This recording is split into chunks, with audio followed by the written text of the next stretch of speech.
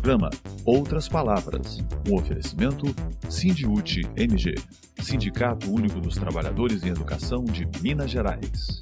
Olá, como vai? Veja agora. Nós temos um saldo financeiro, um saldo bancário na conta do Fundeb de R$ 2.546.975.105,77. A crise na educação não é uma crise, é um projeto. Aqui em Minas isso está explícito. O governo do estado optou por retirar cargos da educação básica, da Secretaria de Estado de Educação. Chegou na Câmara Municipal há mais ou menos uns 15 dias uma proposta, de reforma da Previdência, que ela consegue ser pior do que a reforma da Previdência do Bolsonaro. As notícias que vêm da Assembleia Legislativa e são do seu interesse. Essa reunião se destina a receber, discutir e votar proposições da comissão e a debater a necessidade de alteração da legislação a partir da emenda constitucional 108, de 26 de agosto de 2020, que estabeleceu o Fundeb como um fundo permanente, alterou os critérios de distribuição e repasse do valor devido a título de complementação da União e trouxe alterações sobre a distribuição do ICMS para os municípios na área da educação, bem como discutir a construção da legislação estadual a respeito da matéria. Hoje eu vou trazer um pouco aqui como é que foi o processo de regulamentação em Santa Catarina, não propriamente a metodologia, como é que nós chegamos na regulamentação do ICMS Educação. E eu procurei sintetizar em 5 palavras, colaboração, aprendizado, transparência, metodologia e estratégia. Não há fórmula padronizada, soluções unilaterais não serão boas, construções colaborativas podem gerar o mais importante, que é a colaboração mútua, a atuação mútua entre os agentes e mobilização para a melhoria da educação. O projeto de lei que virá, ele tem que ser claro, que depois de aprovado tem que vir um projeto de lei que vai adequar isso. Então, se for passar, porque tem combinados aí falando que o critério de educação aqui em Minas Gerais pode ser de 10%. Tá, mas se vai alterar para 10%, vai ficar sobrando 2%. Esses 2 vão para algum lugar? Ou vão ficar com 67 do mínimo do VAF e 10 para não gerar. Porque esses 2% que não vai acabar gerando uma disputa. Mas nada impede que, na hora que for fazer o mínimo da legislação, passe para 12, por exemplo, na educação. Se é questão de disputa e disputar a receita, a sugestão seria que, já que o critério que será alterado é a educação, pelo menos é o que está discutindo, é o que vem a PEC, não haveria problema nenhum de aumentar de 2% para 12%. Eu tenho utilizado uma expressão, me permita ler, que é a seguinte: se educação é prioridade política de Estado, isso deve se refletir em ações políticas de governo. O não agir político deve ser interpretado como uma opção deliberada do governo contra a política estatal de educação, enquanto política estatal de educação. Não tendo uma lei no âmbito do Estado, ICMS educacional, a primeira implicação é a inexistência da condicionalidade, como foi dito pelo Diego, do DIEESE, necessária para a complementação do VAR, no âmbito nacional, de 2,5%. E quem é que sofrerá o impacto disso? Quem sofrerá o impacto disso são os municípios. A não atuação do Estado nesse momento, a mora do Estado e a inexistência da legislação gera a insegurança dos municípios. Mas a insegurança sobre o que irá acontecer diante de um vácuo legislativo pode, inclusive, gerar um desestímulo. Eu estou habituada ao chefe da pasta nunca sentar em audiência comigo. Para mim, não é um espanto. O secretário titular das pastas não vem à Comissão de Educação. Eu acho que teria economizado muita coisa se, na primeira fala do governo, o governo tivesse já nos sinalizado que a sua contribuição ao debate era tendo como referência um projeto de lei que já está na casa. Nós vamos construir as considerações a partir dessa audiência. E ficaremos a postos, prontos, ou para protocolar um projeto de lei de iniciativa a partir dessa discussão, ou de apresentar as contribuições a partir da tramitação de um outro projeto de lei de iniciativa do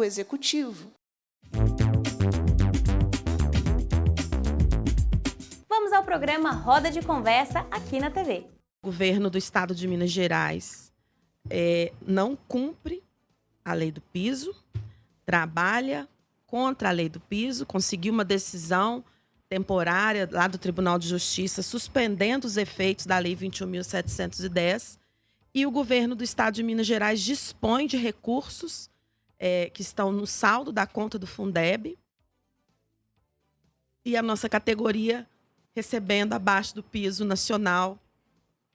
Então, uma grande vergonha para Minas Gerais, lembrando que esses recursos do Fundeb, 70% do volume total dos recursos do Fundeb, precisam obrigatoriamente ser utilizados na valorização dos profissionais da educação.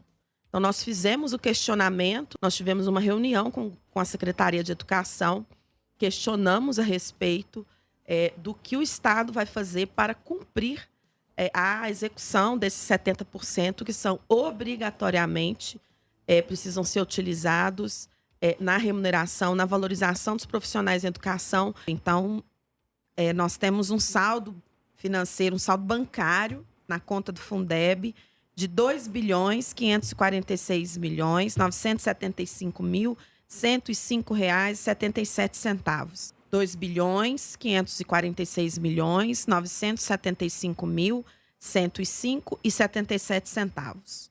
Esse é o recurso que o governo de Minas Gerais deixou de utilizar do Fundeb na valorização dos profissionais da educação. Então, o governo de Minas deve à educação. E também gostaria de fazer uma observação, que é uma questão muito, muito interna da nossa categoria, mas que influencia em outras questões. O governo lançou um edital para eleição para direção de escola, que já estava anunciado que seria esse ano. As pessoas fizeram uma prova de certificação ainda no mês de outubro, no mês de setembro, no dia, acho que 14 de setembro, se não me falha a memória.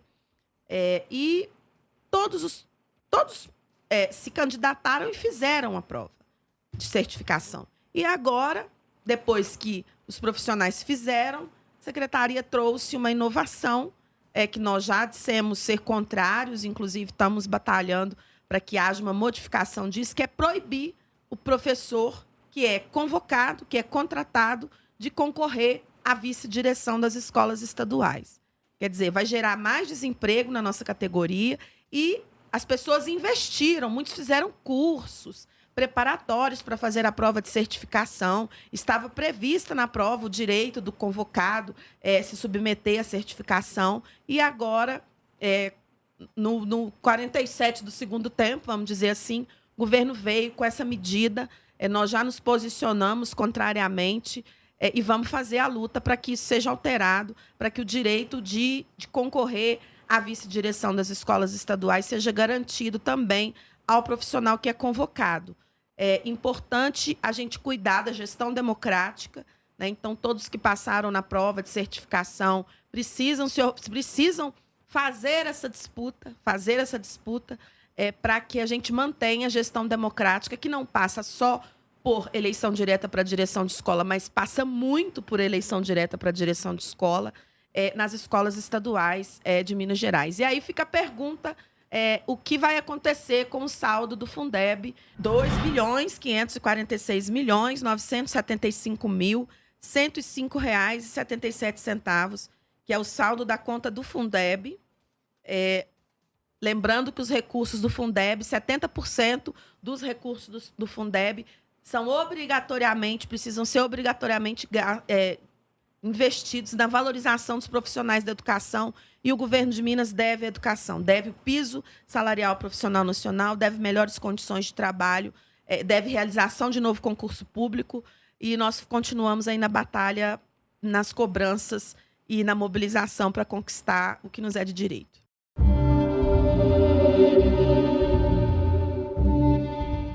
Paulo, você acompanhou na Assembleia Legislativa duas pautas importantes. Uma teve a Denise Romano, coordenadora geral do Sindiúti, a outra você. Uma foi sobre os precatórios, né? E a outra, eu acompanhei também junto com a Denise, que foi sobre aí o corte de 6.800 vagas na educação. Sobre os precatórios, Paulo, o que você diria para a gente que é importante dizer aqui para a categoria? Pois esses são recursos que são devidos aos educadores, né? Uma questão que eu percebi na audiência é que o governo ele se atém ao mínimo que tem que gastar com os educadores, quando na realidade todos esses recursos podem e devem ser, né, para a valorização dos educadores. Acho que essa é uma demanda. E a outra questão também é um ataque, né, à carreira, às perspectivas de carreira, né, da nossa categoria. Você começa a limitar, né, os cargos, as funções, as progressões que as pessoas podem ter. Também é um grande desincentivo aos nossos educadores, né? A questão do precatório do Fundeb, que isso aconteceu por conta do governo federal ter alterado a forma de cálculo de repasse de recursos do Fundef, né, que foi de 96 a 2006, e isso fez com que o repasse fosse menor do que previa na legislação. Então, o que acontece? Prefeituras e governos estaduais, eles têm que entrar na justiça questionando esses valores. O que vai acontecer? O governo federal vai questionar e tudo mais. Sendo devido, o governo vai ter que pagar. Então, o primeiro passo é esse. E quem tem direito, né, com a legislação, a Lei 14.325 ou 235 de 2022, ela fez uma alteração na legislação do Fundeb, da atual legislação do Fundeb, que diz o seguinte com relação aos precatórios, né? Ele é dividido, vamos dizer, em 3 momentos.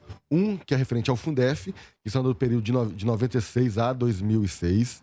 Você tem o período do Fundeb, que é de 2007 a 2020, e a legislação referente a partir de 2021. O que significa isso? Você vai ter direito a receber recursos do Fundef, né, dos precatórios do Fundef, aquelas pessoas que trabalhavam direto na parte pedagógica. Então, o professor, o coordenador, o diretor de escola e por aí vai, vão ter direito. Os demais profissionais da educação, isso não vai acontecer. Tá? O mesmo caso, no período do Fundeb, só muda se houver precatórios do Fundeb a partir de 2021, do qual os profissionais da educação são todos. Né? Não eram separados, igual era nas 2 legislações antigas.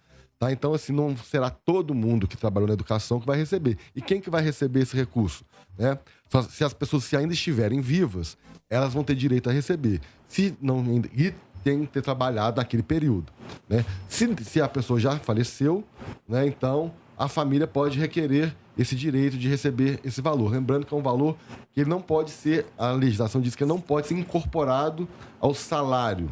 Tá? Então, ela vem com uma espécie de um abono para poder estar recebendo. Então, essa coisa dos precatórios tem ainda, né, um trâmite. Tem uma lei, entra, é preciso reconhecer o débito, é isso? Explica para gente. Não, isso mesmo. Então, assim, o ente vai entrar na justiça cobrando esse direito. E vai ter toda aquela disputa jurídica, né? A União vai tentar embargar, falar que não tem direito, vai falar que não deve daquilo tudo e tal, mas isso ela tem feito com todos os estados, né? Uma informação até que o representante do governo passou na audiência pública lá, que, por exemplo, no caso da Bahia e no Ceará, que ele fez esse mesmo processo, só que a justiça deu ganho de causa para o estado e lá já estavam recebendo. Então, assim, a questão da demora, né, é por conta desse embate jurídico. Mas, se os estados, né, foi até uma sugestão que eu dei na Assembleia, os estados, às vezes, poderiam se unir, uma espécie de consórcio, para poder pressionar esse problema identificado, pelo menos informado pelo governo lá, era comum a todos, né, que se fizesse um consórcio para lá. E, segundo ele, não existe isso formalmente, mas que os estados, né, não falou dos municípios, estão se reunindo para poder definir isso mesmo, entendeu? Para poder tentar agilizar esse processo e para ser pago. A gente sabe, né, que a União não vai querer, ela deve, mas não vai querer pagar. Então, isso pode ser que demore um pouco ainda. Tem um outro assunto aqui que eu acho que é muito importante a gente trazer para vocês, com a extinção de cargos da educação, né? Então, assim, o Sindiúti é atento também e o Diego pode nos trazer aí mais luz nesse debate, não é isso? Na extinção de cargos, também está prevista a extinção de 404 cargos de assistente administrativo da Polícia Militar. Então, ele está afetando menos a Polícia Militar, né? Mas a questão que a gente tem que entender, gente, é que esses cargos criados para o Colégio Tiradentes, ele não é uma questão de problema dessa política do sistema de ensino da Polícia Militar. Isso não é um problema. A questão é que, para criar esses cargos, o governo do estado optou por retirar cargos da Educação Básica, da Secretaria de Estado de Educação. Então, assim, não é uma briga que a categoria, o sindicato vai estar fazendo contra o Colégio Tiradentes, né? O Estado quer criar, ok, isso é uma questão de política pública dele, mas não precisa afetar a questão da educação, entendeu? De tirar os cargos, porque numa audiência anterior a essa, o próprio governo disse, a audiência que tratou sobre as nomeações do Estado, o próprio governo disse que para o ano que vem faria concurso público. Queremos, pelo contrário, né, que haja um aumento aí no número de cargos e que esses cargos se tornem efetivos através do concurso. Nós vemos essa necessidade, essa demanda da população mineira. E o que a gente está presenciando é, né, uma diminuição, né, da educação, dos investimentos, do número de profissionais, né, dedicados a isso.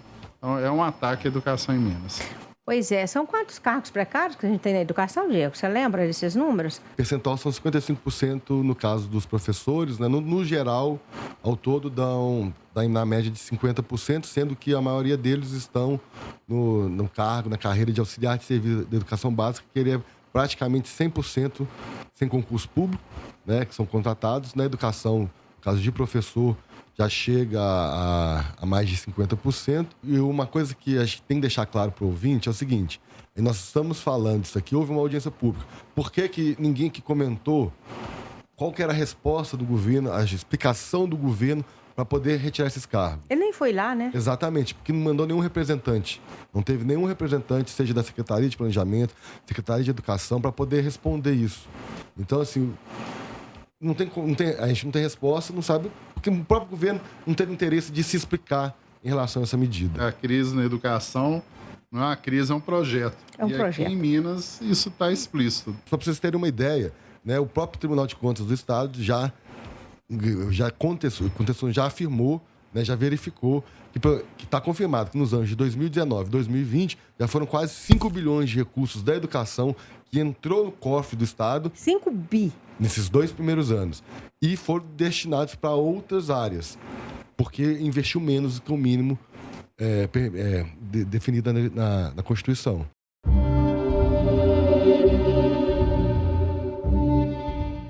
Nós temos o Enem marcado agora para o dia 14 de novembro. As últimas experiências do Enem, principalmente sobre a batuta, né, dos ministros da educação que nós tivemos aí nesse último período, tem sido sempre um Enem muito conturbado, com muita descaracterização, desqualificação do processo. Eu queria que você falasse um pouco sobre isso, assim, para quem está lá ralando. Eu acho que precisava, sabe, dialogar um pouco com esse estudante que está pensando, focado no Enem, mas que às vezes não consegue relacionar pela questão conjuntural o que vai ser definitivo ou decisivo para o futuro dele, porque você estuda na Federal, você podia falar um pouco disso também, de como a Universidade Federal está sem recurso, como que não tem dinheiro para comprar papel higiênico, para colocar no banheiro, material, os alunos desassistidos da assistência estudantil em virtude dos cortes milionários que foram feitos aí nesses últimos 4 anos por esse governo. A minha experiência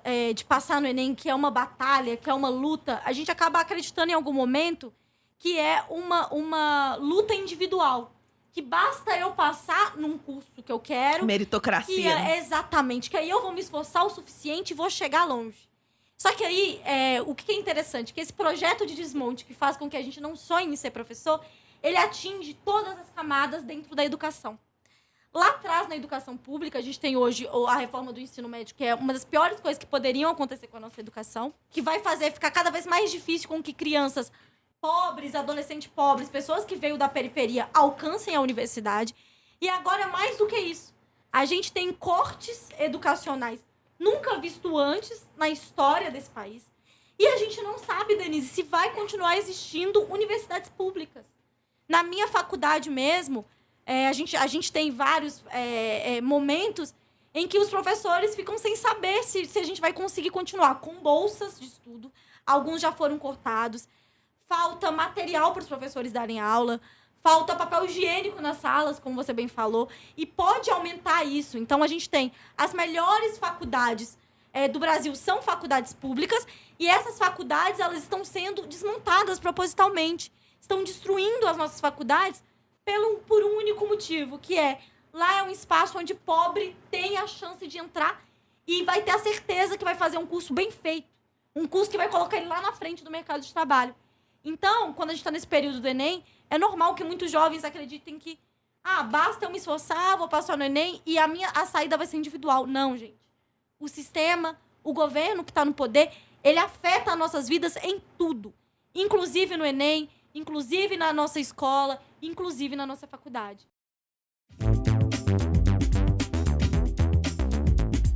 O que move os trabalhadores e trabalhadoras nesse momento? Chegou na Câmara Municipal há mais ou menos uns 15 dias uma proposta, né, de reforma da Previdência, que ela consegue ser pior do que a reforma da Previdência do Bolsonaro, de 2019. Então, assim, é uma destruição total de tudo que a gente tem hoje previsto como sistema de previdência em Belo Horizonte. Ela modifica perversamente para os trabalhadores. Primeiro, a gente ficou sabendo dessa proposta através de alguns assessores da Câmara Municipal, que também são efetivos, porque foi mandado para lá sem nenhum tipo de discussão com as entidades sindicais, nem assim, né, nem um sinalzinho. Então, nós estivemos na Câmara. A proposta deles era de fazer um ajuntado de todas as comissões, né, e passar o mais rápido possível, e o mês de novembro seria votado em primeiro e segundo turno se tivesse funcionado essa junção de todas as câmaras lá, né, de legislação e justiça, administração pública. Quando nós estivemos presentes só com as diretorias dos sindicatos e forçamos a entrada na Câmara, nenhum vereador esteve lá para votar, mas, infelizmente, eles usaram o rito que foi usado durante a pandemia e a Câmara, né, deu essa oportunidade para eles de continuar. A Comissão de Legislação e Justiça aprovou sem nenhum vereador presente para conversar com os dirigentes sindicais.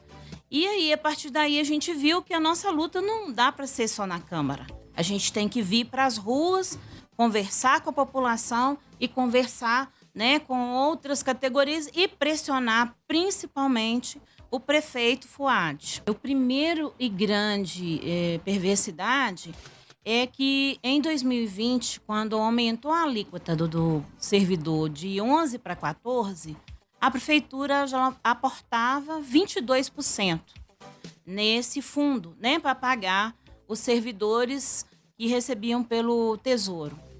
Ela, depois que aumentou, ela permaneceu com esse 22%. Então, tem 2 anos que a prefeitura está fazendo um aporte errado.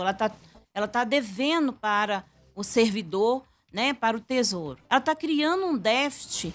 E é com ela criar um déficit, nessa lei que ela está trazendo agora, nessa proposta, os aposentados passam a pagar, né, a partir de um salário mínimo que ele percebe de aposentadoria, ele passa a pagar para sanar o débito que a prefeitura vem criando. Então, a gente acha que essa é a primeira grande perversidade. A gente está chamando todos os trabalhadores da prefeitura que estão aposentados, porque já né, a aposentadoria já é difícil para a pessoa sobreviver com aquele salário que decai, né? Perde todas as gratificações, perde tudo. E aí vai pagar por um déficit que ele não criou, que foi a própria prefeitura que criou um artifício para criar um buraco, né? Esse é o primeiro.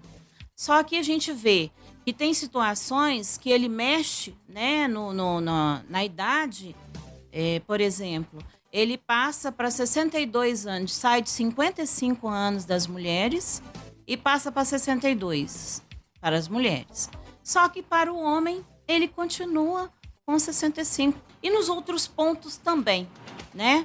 Se a mulher ela já tem hoje uma pensão do marido e ela está trabalhando, e quando ela a aposenta, ela só vai receber 60% da aposentadoria dela. Nós passamos por isso na votação da reforma da Previdência dos servidores estaduais.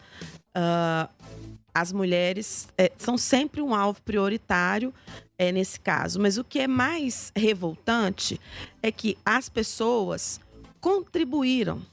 Então, o que nós enfrentamos aqui em Minas e tivemos alguma condição de alterar alguma coisa na disputa na Assembleia Legislativa.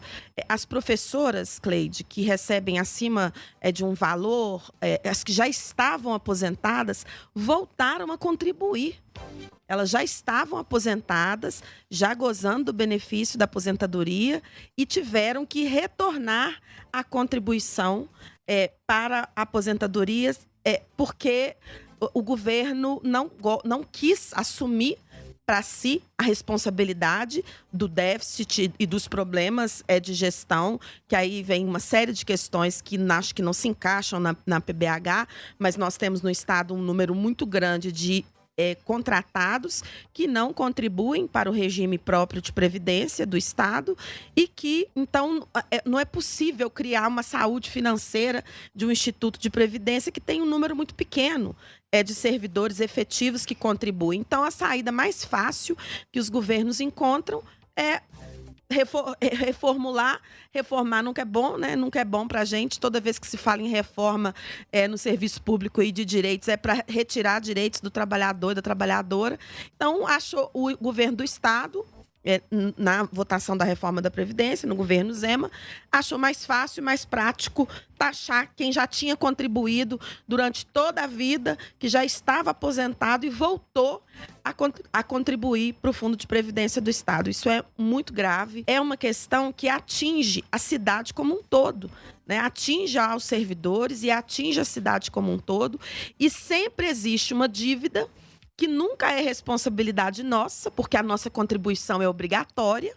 Não é possível chegar lá para o prefeito de Belo Horizonte e dizer assim, olha, prefeito ou gestor do regime de previdência, eu não tenho condições de contribuir esse mês porque o gás está muito caro, porque minha conta de luz veio muito cara, porque alguém ficou doente na minha família e eu tive que utilizar o meu salário para comprar remédios que não estavam. Né? Então, a contribuição é obrigatória. Então, se a contribuição aumentou para 14%, a da prefeitura deveria ser 28%, que é o dobro, né, da contribuição. Então, mas sim, a Cleide tem muito mais propriedade para dizer disso em relação à rede municipal, né, dos servidores aqui da PBH. Lembrando que o Sindibel representa os trabalhadores da Prefeitura de Belo Horizonte, não representam os trabalhadores da educação, que são representados pelo Sindirrede. A gente está fazendo todas as reuniões, todas as negociações em conjunto.